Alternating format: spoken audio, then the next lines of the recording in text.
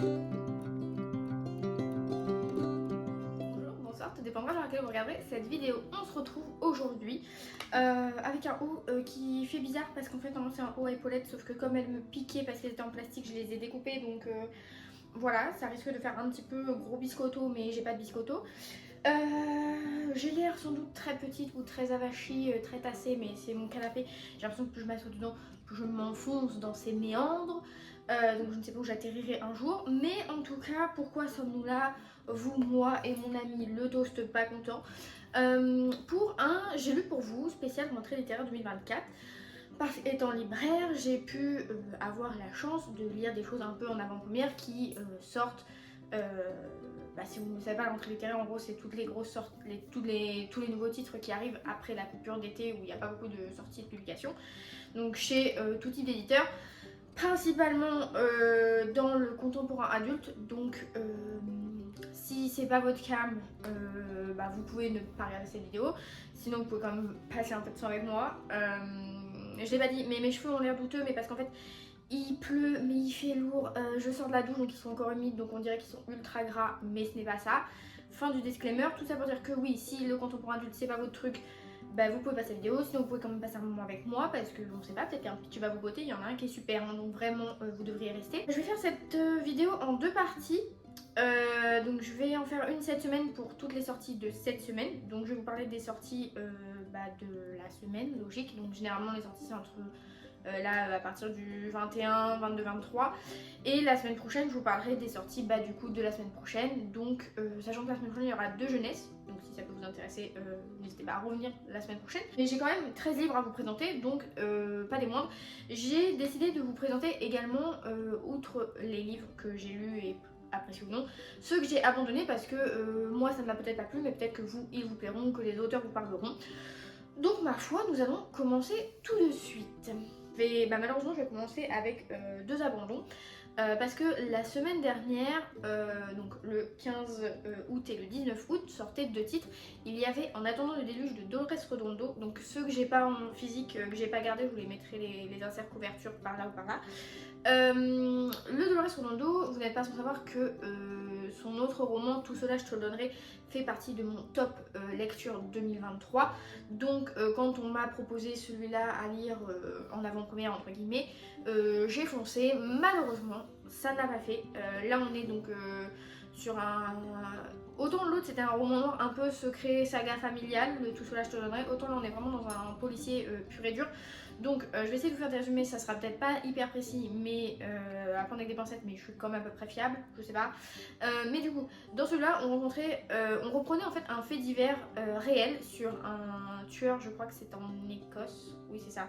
Parce que c'est le fait que c'était en Écosse que ça m'est vachement beauté, et dont l'identité n'a jamais été connue.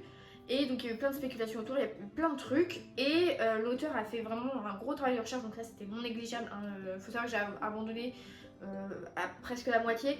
Mais le travail de recherche sur cette affaire a été non négligeable de la part de l'auteur. Elle le dit elle-même, elle fait une recontextualisation au début du livre en avant-propos, donc qui était plutôt bien fait.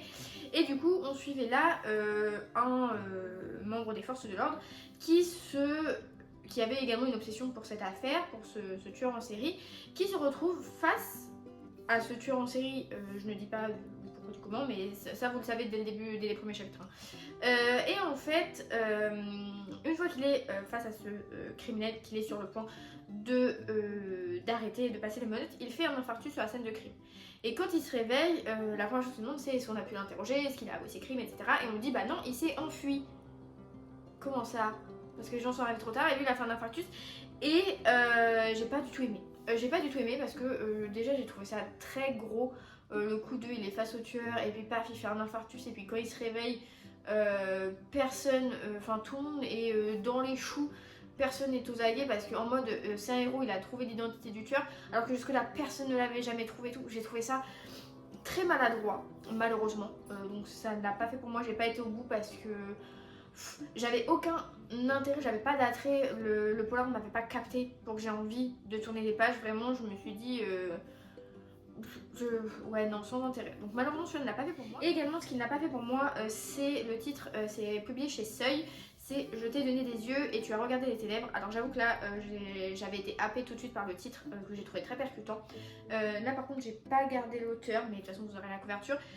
Où là en gros c'était un récit de femme, un espèce de truc un petit peu mystique, un petit peu je sais pas paranormal. Où en gros on était dans une habitation il me semble, où des femmes mouraient et en fait les esprits de ces femmes se retrouvaient et en gros la quatrième de couvre nous promettait de suivre le destin de ces femmes, enfin leur histoire à travers leur regard et tout. Et ça l'a pas fait avec moi parce que j'ai trouvé que ça se voulait un peu trop féministe pour être féministe. Genre il y avait certaines tournures de phrases et tout, enfin certaines choses de faits relatés, racontés, que je trouvais qui ne faisaient pas naturel. Et c'était un peu fouillis, un peu on savait pas où était la frontière entre la réalité et la pas-réalité. Enfin, je pense que ça peut trouver son public, mais malheureusement ce ne sera pas moi. En revanche, un livre qui a su me trouver comme public et qui a également su trouver ma collègue, j'ai lu, enfin nous avons lu du coup Girlfriend on Mars de Deborah Willis, publié chez les éditions Rivage. Trop bien, vraiment trop bien. Ici on rencontre un couple de jeunes, je dirais trentenaires, Kevin et Amber, qui vivent où ça, à Vancouver. Et donc ils sont des petits dealers de campagne, ils font pousser du cannabis dans leur chambre et tout. Donc Kevin lui il passe la journée à faire dans son canapé, vraiment une grosse larve le mec. Et un jour Amber lui annonce de but en blanc qu'elle est sélectionnée pour participer à une télé-réalité dans le but de gagner un voyage sur Mars. Et du coup on va suivre d'un côté comment Kevin le vit, etc. de son point de vue, toujours à Vancouver, et on va suivre Amber durant sa télé-réalité, donc les coulisses de la télé-réalité, les épisodes qui sont diffusés, etc., les mises en scène, avec toute une palanquée de personnages qui va bien. Moi j'ai adoré parce que je suis trop le public pour ça. Déjà je suis un public de télé-réalité, moi vraiment plus il y a du drama, plus ça crie, plus ça exagère, je suis à fond dedans. En plus, étant donné que nous en tant que public de télé-réalité, on sait très bien que peut-être pas les premières, mais celles de maintenant, elles sont quand même pas mal scénarisées, genre vas-y, n'hésite pas à retourner cette scène ou à refaire ça pour qu'on puisse te filmer au moment où tu le fais. C'est exactement ce qui est dépeint là-dedans et j'ai trouvé ça très drôle. Vraiment, moi, dès qu'il y avait un truc, j'étais là en mode, je voulais que tout le monde couche avec tout le monde, je voulais que tout le monde s'embrouille avec tout le monde. Vraiment, c'était hilarant. J'ai trouvé ça très bien. Et puis la fin, forcément, après on a un dénouement, donc ça va crescendo en crescendo et j'ai trouvé que c'était vraiment une très bonne télé-réalité livresque quoi.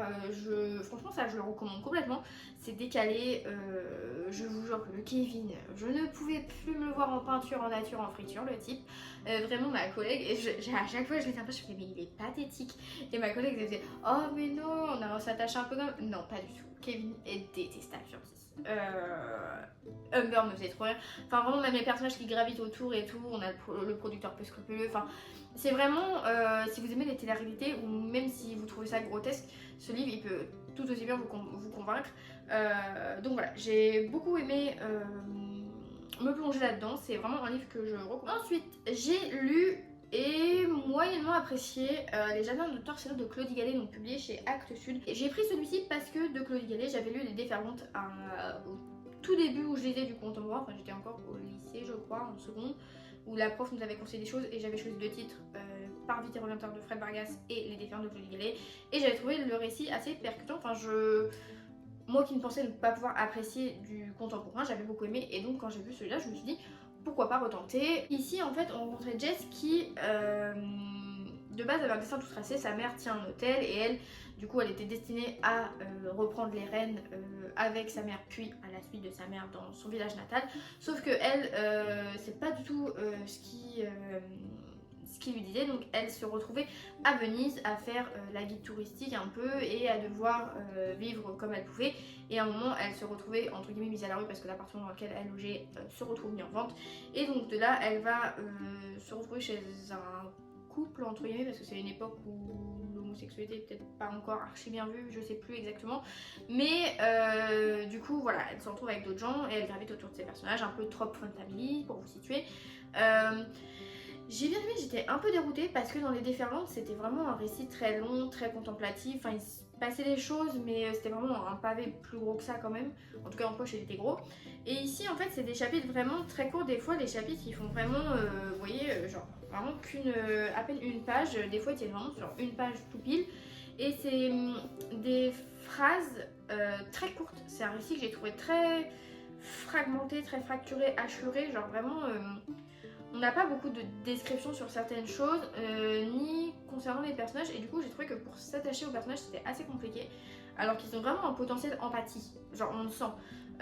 Mais du coup voilà, j'ai trouvé que c'était pas forcément très approfondi, que c'était un peu survolé, donc est-ce que c'était voulu ou non de la part de l'auteur, je ne sais pas. Et il y a quand même des passages qui sont assez drôles, assez sympas à lire. C'est vrai que les personnages, même sans être trop approfondis, sont quand même sympas à découvrir. Après, ce qui m'a dérangé, c'est que du coup, on nous dit que la mère de Jess, notre personnage, voudrait qu'elle reprenne l'hôtel. Et moi, je m'attendais vraiment à ce qu'on ait le before. Ça y est, on n'a pas l'été à l'été, on est perdu. D'avoir le avant où en gros on rencontre Jess dans son village natal où sa mère lui met un peu des coups de pression et tout et à un moment elle décide de partir sur une foutette. Et en fait non, quand on commence le bouquin elle est déjà à Venise, elle est déjà un peu ancrée dans son nouveau quotidien et elle esquive sa mère souvent. Donc en gros on n'a pas ce pan de l'histoire qui concerne le côté reprise de l'hôtel, la famille, etc. Donc c'est le truc que je trouve un peu dommage. Après voilà, j'ai bien aimé, il restera pas dans mes mémoires autant que Les Déferlantes a pu le faire. Mais j'ai quand même passé un moment et ça se lisait très vite. L'avez-vous vu dans l'un de mes anciens bilans, celui de juillet, il me semble. Oui. Dans celui de juillet, j'ai lu L'inventeur de Miguel, Bonnefoy, je ne sais pas comment on le prononce. Et il sort du coup demain à l'heure où je tourne, donc le 21, Le Rêve du Jaguar, donc son nouveau roman, publié chez je ne sais plus qui. Donc vous verrez sur la couverture. Là, encore une fois, j'ai passé un très bon moment de lecture. J'avais beaucoup aimé sa plume dans L'Inventeur, qui était quand même un livre assez court. Là, on est quand même sur quelque chose d'un peu plus long. Pareil, également, c'est un livre que je pourrais ranger dans la catégorie de Veiller sur elle, le prix Goncourt. Enfin, le côté un peu fresque familial, où on prend un personnage et on le suit vraiment sur toute sa vie. Et condensé dans un seul roman, que j'ai trouvé très cool. Ici, donc, on découvrait une mendiante qui un jour tombe sur un nouveau-né devant une église, un nouveau-né qui est seul, qui pleure, qui a été déposé clairement ici pour être abandonné. Les gens n'ont pas de scrupules. Et du coup, elle élève ce jeune garçon et on va suivre du coup l'évolution de ce jeune garçon, donc comment il va parvenir à faire des petits boulots, comment il va s'en sortir par rapport à l'instruction de l'école, l'éducation, parce que il vient d'aucun milieu en fait. Et on va le suivre après avec ses ambitions. C'est un livre qui est découpé en plusieurs parties, donc on a une partie sur lui, sa jeunesse. Après, on va suivre aussi toujours son histoire, mais sous le point de vue, pas en première personne narration, mais sous un point de vue, donc l'histoire d'un autre personnage qui va être sa femme. Enfin, vraiment, on va suivre son évolution à travers le regard de toutes les personnes qui vont graviter autour de lui dans la famille qui se construit, qui se crée. J'ai trouvé ça très chouette, à prendre avec des pincettes, mais il me semble que on a un fond de faits réels, donc peut-être pas les personnages à proprement parler, mais quand même, je pense qu'il y a un côté d'histoire avec un grand H qui est romancé là-dedans. Donc voilà, quand même à prendre avec des pincettes.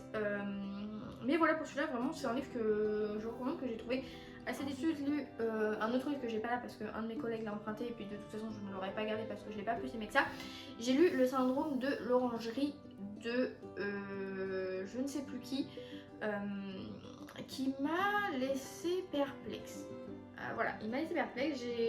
Alors ça se lit très vite, même si ça paraît gros, où on rencontre un personnage qui se retrouve pantois face au nymphéa de Monet, donc au musée de l'Orangerie.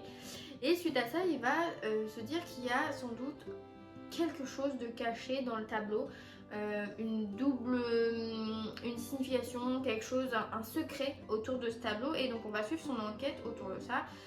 Et je dois avouer que à l'heure actuelle, encore une fois ça fait une semaine que j'ai terminé le livre, je ne sais toujours pas qu'en penser. Si c'est parce qu'il faut savoir que en gros le narrateur serait l'auteur mais sous un autre nom, enfin un espèce d'inspecteur ou de détective qui fait équipe avec une autre dame, et apparemment ce serait un détective qui est déjà apparu dans un autre des romans de l'auteur. Donc est-ce qu'il se met en scène, est-ce que je sais pas ce qu'il fait, mais en tout cas une chose est sûre, c'est qu'il parle énormément, il parle beaucoup trop, parce que vraiment dans le bouquin plusieurs fois j'ai trouvé qu'il s'éparpillait et que ça nous sortait du chemin principal.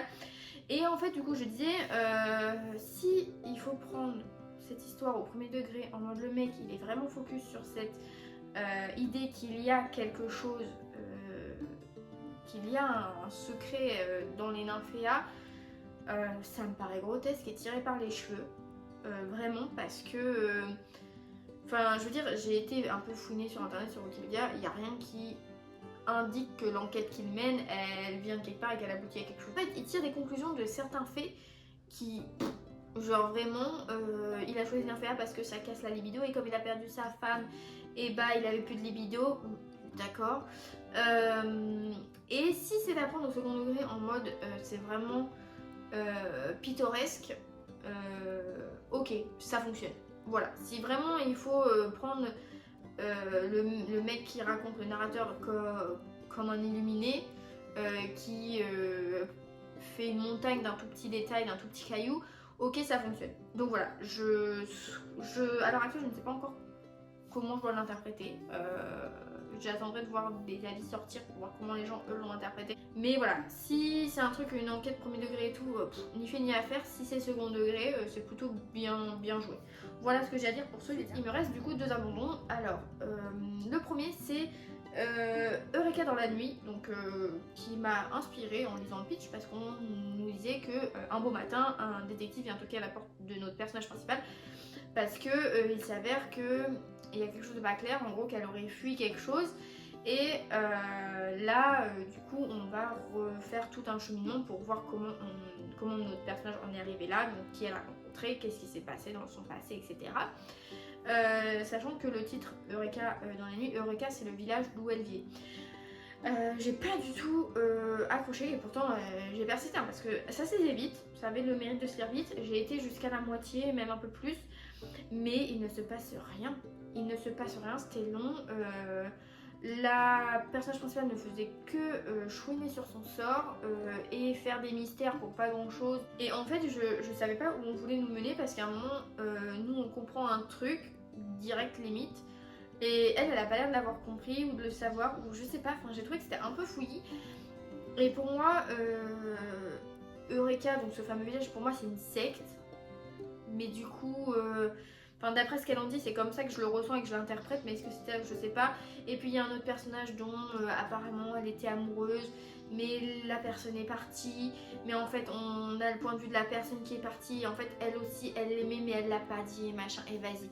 Vraiment c'était du globi-boulga le truc, donc non ça ne l'a pas fait du tout. Donc ça j'avoue, autant dans ceux que j'ai abandonné, le Redondo ou l'autre, les ténèbres là, je pense que ça peut trouver son public, autant celui-là il m'a vraiment laissé de marre, et c'est pas du tout celui que je vous recommanderais. Et le deuxième par contre que j'ai abandonné, c'est Trash Vortex de Mathieu Larnaudy, je crois, Larnaudier, quelque chose comme ça. Alors là, encore une fois, c'est pas du tout une question de plume ou d'intrigue ou autre. Dans ce livre, en fait, il y a un climat un peu apocalyptique qui plane, en mode on sent qu'il va se passer des choses et que ça va pas très bien se passer pour l'humanité. Et du coup, on suivait des gros industriels, des grosses têtes quoi, de ce milieu-là, des finances, etc. qui sont un peu en mode à celui qui aura le meilleur bunker et celui qui arrivera le mieux à gérer son argent ou ses entreprises, etc. pour appréhender la situation à venir. Et on se centrait sur une femme, le personnage s'appelle Eugénie, mais je sais plus son nom de famille, qui elle, en gros, avait un héritage de son père et donc il fallait qu'elle le gère. Enfin, c'était en gros ouais, une espèce de un peu une satire ou une critique à venir de politique, économique, etc. Et en fait, je pense peut-être qu'un jour je le relirai. Genre, si un jour il sera en poche, je me le procurerai et je le lirai. Parce que pour moi, c'est un livre qu'il faut lire en étant très concentré, parce que c'est vraiment du bloc. Il y a pas, enfin, il y a des chapitres sans être des chapitres et il n'y a pas de dialogue. Enfin, vous voyez, vous n'avez pas un paragraphe, un dialogue avec des tirés et tout. C'est vraiment le peu de dialogue qu'il y a est intégré dans le corps du texte. Et donc vous avez votre paragraphe, la narration, le récit, et puis vous avez et machin dit que voilà, et il réagit comme ça, et en fait voilà, c'est vraiment que de la narration. J'ai trouvé que c'était pas hyper vivant, et moi quand c'est pas hyper vivant, c'est vrai que je trouve ça vite lourd, mais je pense que c'est un livre qui va vraiment bien fonctionner lors de cette rentrée littéraire. Je pense que là pour le coup c'est juste un format qui n'est pas fait pour moi, mais c'est un texte qui, ça se trouve, me correspond, enfin l'intrigue, l'idée me plairait parce que la crème de goût m'a plu.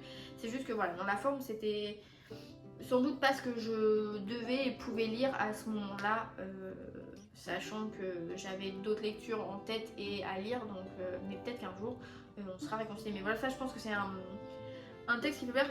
Si vous avez aimé Trust, je ne sais plus de qui c'est ni où c'est publié, je vous mettrai la couverture. C'est mon collègue l'a lu et il a beaucoup aimé, et la façon dont il m'en a parlé, c'est un livre que j'aurais pu mettre avec Treasure Text. Ou si vous aimez Damasio, je pense que aussi ça peut vous plaire. Là vraiment j'ai 4 livres à vous présenter, et ce sont 4 livres de la même maison d'édition, donc chez Bûcher-Chastel. Alors je sais pas pourquoi, je me suis vraiment, ils avaient que des bons pitchs à me proposer. Sur les 4, il y en a 2 qui se démarquent, il y en a un que bof, et puis il y en a un autre qui me laisse encore une fois mitigée. Donc on va commencer par celui qui est bof. J'ai lu de Antoine Chopin La barque de Massao. Ici, donc c'est un livre très court, j'en ai un deuxième dans ce format qui est également très court, donc ça se lit très vite. On rencontre Masao qui est un ouvrier, je sais plus où, au Japon, donc sur une île, et un beau jour quand il sort du travail, il tombe au loin sur sa fille qu'il n'a pas vue depuis plus d'une dizaine d'années. Et du coup on suit leurs retrouvailles, on apprend pourquoi elle est là, on apprend pourquoi ils étaient entre guillemets brouillés. J'ai trouvé ça plutôt sympa, assez léger à lire. Après ça ne m'a pas transcendé plus que ça, enfin, ça m'a pas apporté autant d'émotions que j'aurais pensé en ressentir en lisant la 4e. Mais j'ai trouvé l'écriture très fluide, ce sont des chapitres courts, c'est vraiment un format qui se lit tout seul, donc je sais pas si c'est une collection particulière ou quoi, mais c'était très chouette de suivre ces retrouvailles, même si je n'en ai pas versé des torrents de larmes. Mais ça c'était très sympa. Format, un autre texte que j'ai particulièrement apprécié, pareil, qui sort également demain, c'est de Joël Egloff et c'est Ces féroces soldats, où là on rencontre... Là c'est un récit de l'auteur qui nous retrace un peu l'histoire de sa famille pendant la Seconde Guerre mondiale, donc notamment son père. Et ce que j'ai particulièrement aimé dans ce livre, c'est que on est de l'autre côté. Quand d'habitude on a des récits un peu témoignages de la Seconde Guerre mondiale, c'est soit des rescapés des camps, des déportés, des juifs, etc. Mais on a rarement des choses du point de vue un peu allemand, si je puis dire. Et ici en fait on comprend que le papa du narrateur a été un SS, pas de son plein gré, et j'ai trouvé ça très intéressant de voir ce pan là de l'histoire, et dans une famille où t'es pas du tout prédestiné, enfin tu vis en France et tout, et qu'il suffit d'être au mauvais endroit au mauvais moment pour se faire prendre. J'ai trouvé ça très fort. Là pour le coup j'ai ressenti plus de choses et j'ai vraiment aimé découvrir ça du point de vue d'un soldat allemand entre guillemets. Et la façon dont c'est raconté est très chouette aussi, c'est très dynamique. C'est des chapitres, enfin des parties courtes également, donc top. Donc voilà, si vous aimez l'histoire, si c'est quelque chose qui vous intéresse, la Seconde Guerre mondiale, je pense que celui-là peut vous plaire, ou dans votre entourage, parce qu'en plus il est pas très gros et c'est vraiment facilement, donc il est très abordable, donc même pour des plus petits lecteurs. Ça je recommande. Ensuite j'ai lu de Daniel Mason, Seul restait la forêt, donc toujours publié chez Bûcher-Chastel, où là on rencontre au début du livre un couple en fuite qui s'installe dans une forêt. Et la particularité de ce livre, c'est qu'on va suivre l'histoire de cet endroit à travers tous les gens qui vont passer par là. Je crois que c'est dans le Massachusetts, je ne suis pas sûre. Mississippi, je ne sais pas, bref, je vais pas m'avancer, mais en gros, du coup, on est en gros au fond de cette forêt, pas vraiment parce que voilà, mais il y a ce lieu et on suit vraiment l'histoire de ce lieu à travers voilà, des personnages qui vont y graviter. Donc on a plusieurs profils à plusieurs époques différentes et il va s'y passer ils vont chacun avoir des histoires différentes et apporter quelque chose. Et j'ai trouvé ça vraiment très chouette de rendre un endroit aussi vivant à travers les personnages plutôt que les personnages rendent un endroit vivant. Là, tout est vraiment dans la plume. En plus, c'est un format assez particulier parce qu'on a des chapitres, mais on a aussi des... En fait, le cheminement, la construction du récit, c'est que vous allez avoir un chapitre et après vous allez avoir une partie qui va reprendre les personnages concernés et après en fait le chapitre suivant, en fait ça va s'imbriquer de manière à ce que ce soit très fluide, qu'on ait l'impression de suivre un truc hyper en continu, très sur un laps court de temps, alors que pas du tout, c'est vraiment, ça s'étale.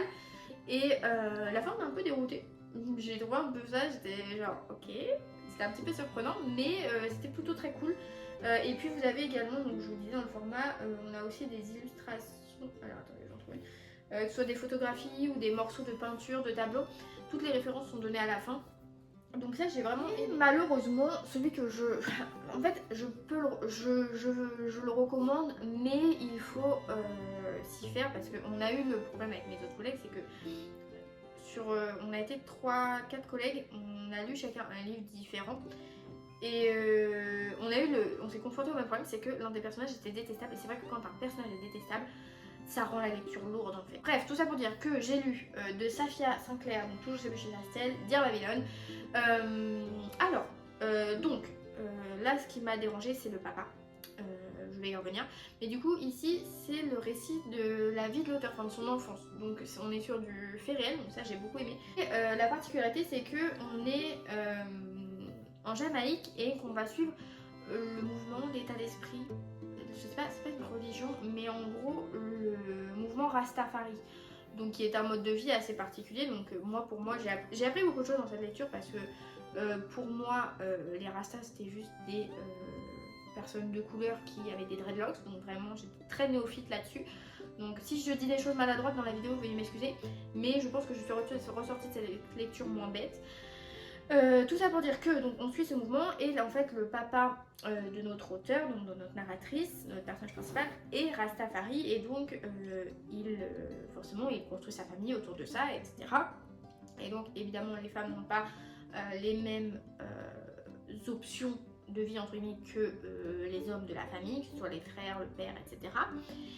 Et Babylone du coup ça fait référence à tout ce qui est hors de l'état d'esprit Rastafari, donc c'est vraiment tout ce qui est les blancs mais pas que, parce qu'il y a aussi des personnes de couleur qui sont pas Rastafari et donc qui sont considérées là-dedans. C'est en gros tout ce qui est le péché, tout ce qui va être une mini-jupe, voilà, tout ce qui est aguiché ou alors les amitiés, enfin l'argent, enfin voilà, tout ce qui est péché.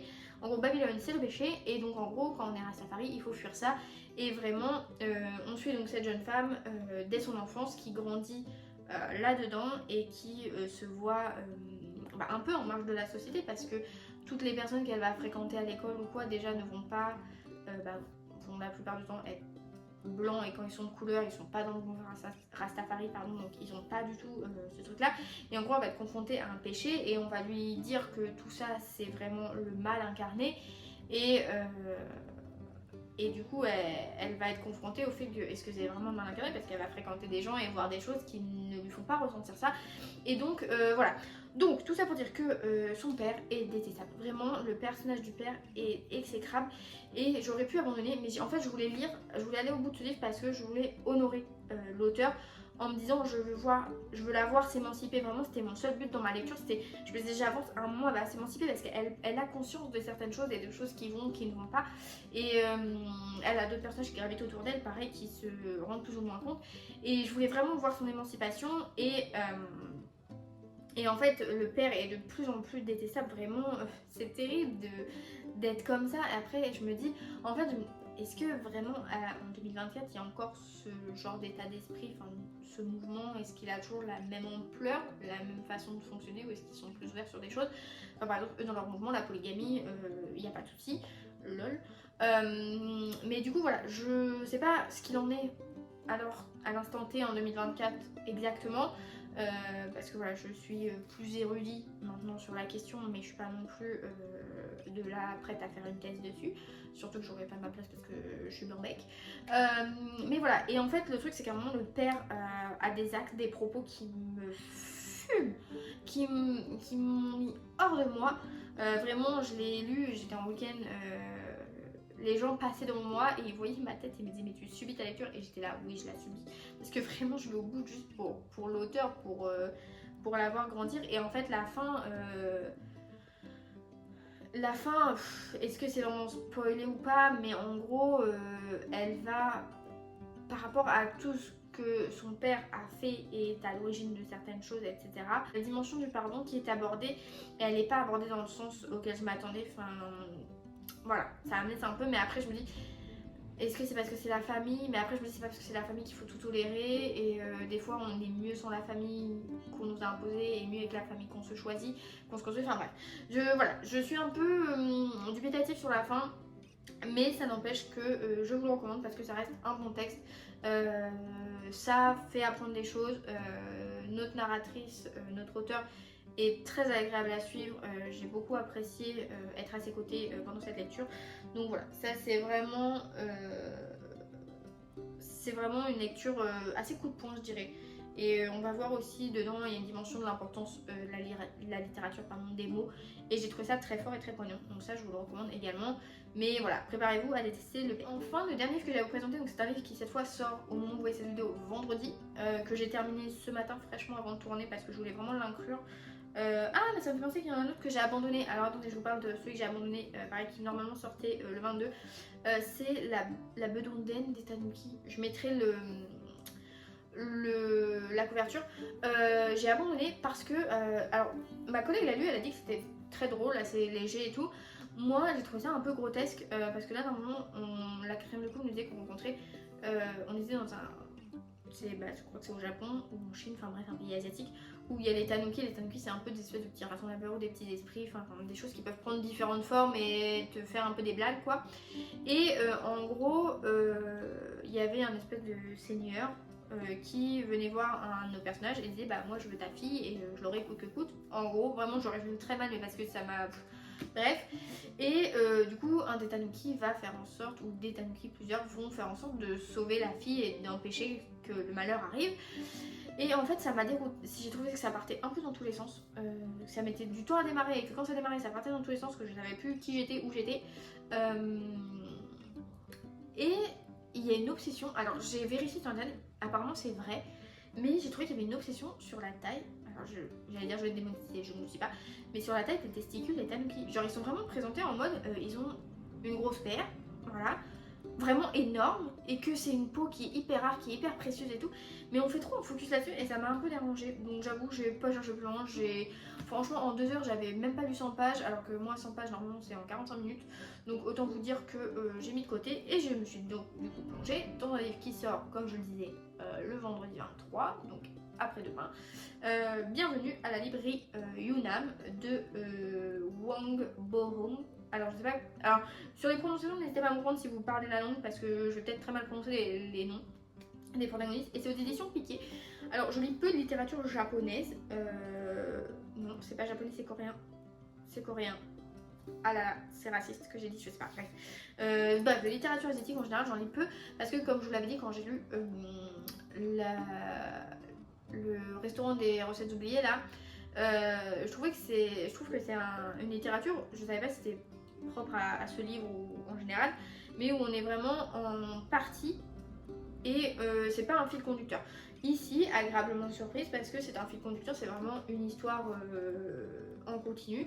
On va rencontrer alors Yongyu, je ne sais pas comment ça se prononce, qui a ouvert une librairie il y a quelques temps, je ne sais plus également combien de temps, mais en gros elle ouvre sa librairie et elle trouve que ça bouge pas beaucoup, et du coup elle va mettre en place, elle va se ressaisir et mettre en place plein d'animations, de thématiques, elle va embaucher un personnel, etc. pour vraiment faire vivre sa librairie et que se créer une clientèle et faire parler d'elle et pouvoir faire son métier.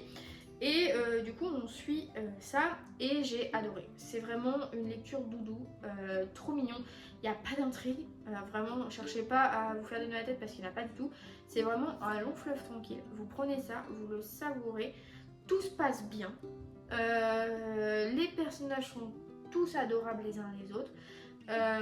Alors, j'ai bien aimé parce que le côté, en tant que libraire, un peu tatillon, j'ai bien aimé parce qu'on sent que notre personnage principal, donc Young-Yu, on va dire Young-Yu, mais ça se dit peut-être pas comme ça, n'est pas libraire.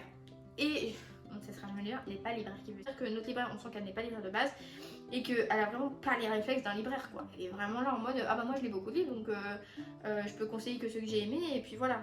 Genre faire l'impasse sur plein de choses. On comprend vite qu'elle se remet vite en question parce que ça ne fonctionne pas comme ça. Et j'ai bien aimé le fait de montrer que être libraire c'était pas juste lire des livres et attendre le client, bien sûr. Et qu'il fallait savoir conseiller des choses qu'on lit, qu'on ne lit pas, qu'on aime, qu'on n'aime pas, et s'adapter aux clients. Et j'ai trouvé ça très chouette. Et pareil, j'ai beaucoup aimé. En fait, j'ai trouvé que dans le livre, quand j'ai refermé le livre, j'avais vu les personnages grandir et évoluer sur leur personnalité, leur façon de penser, etc. Et j'ai trouvé ça du coup très positif.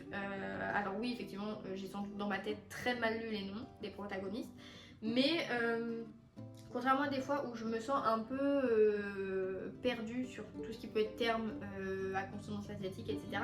Là, pas du tout. Quand il y avait des petites choses, c'était souvent expliqué. Donc voilà, j'ai trouvé que c'était vraiment une lecture très doudou, très cocooning, vraiment. Il faut le prendre, il faut le lire, le savourer. Il n'y a pas d'intrigue, il n'y a pas de plot twist, il n'y a pas de retournement de situation, il n'y a pas de cliffhanger. Il n'y a rien de triste. C'est tout joyeux, c'est tout mignon.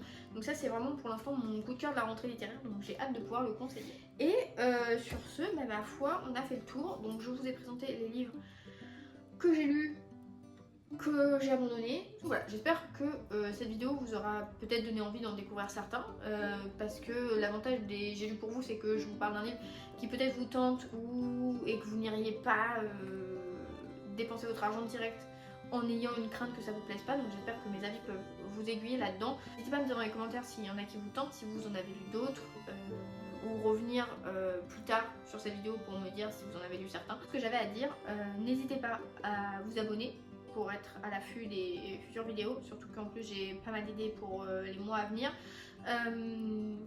Mettez un petit j'aime si jamais vous avez la flemme de mettre un commentaire ou quoi, ça peut toujours aider pour l'algorithme apparemment, je sais pas. Mais voilà, j'espère que vous faites de belles lectures de votre côté, en tout cas je vous le souhaite. Et sur ce, je vais aller monter ces vidéos pour qu'elles sortent demain et que je sois pile poil dans le timing des maisons d'édition et des librairies de France. Voilà. Donc je vous dis à la prochaine, salut!